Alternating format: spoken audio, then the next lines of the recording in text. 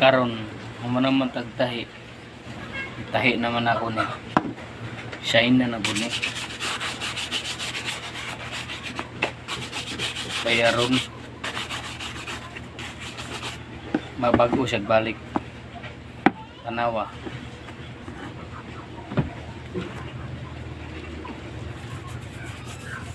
Kung gamit na ko yun dili atong para sa una magamit pagkaglangking karon ang gamit karon kay naka high tech naman atong panahon. High tech na maganik pwede maging na mabayluan ang plat nga ilong. Kinibag ang shine nga dili mo upgrade ni upgrade karon siya nga gitawag na siya liquid. Pahid lang kay hinluan nimo una pinakauna hinluan nimo nga mabutan ni kag liquid nga shine. Siguro nimo brasan tuslo sa liquid nga brasan nimo gana nga ipaugar na nimo pag uga na automatic na siya sinaw. Babay iko dun babay iko dun Hihin ang Koreanong Bisaya.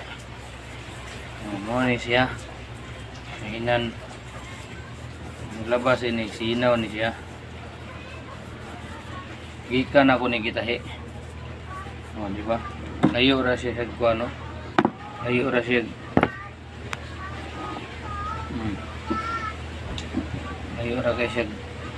Hello guys, mana Mo siya gihi daw.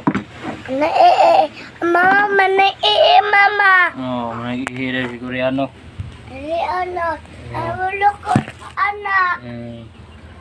Siguro daw siya. Ribo ba sa Ini nakulibutan? apa kaya anak.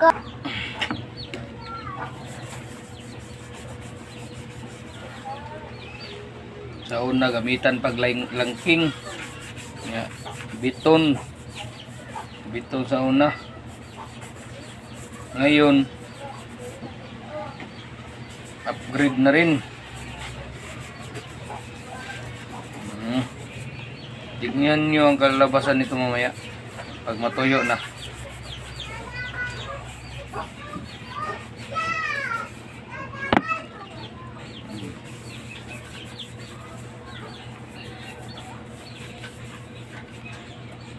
Tapos tipid siya, tipid.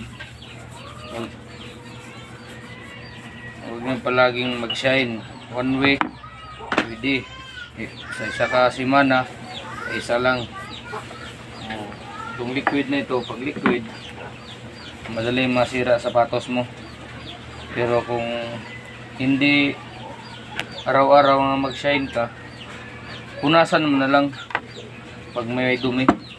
After 1 week, mawala-wala ng sinaw, pwede mo nang shinean ulit, no?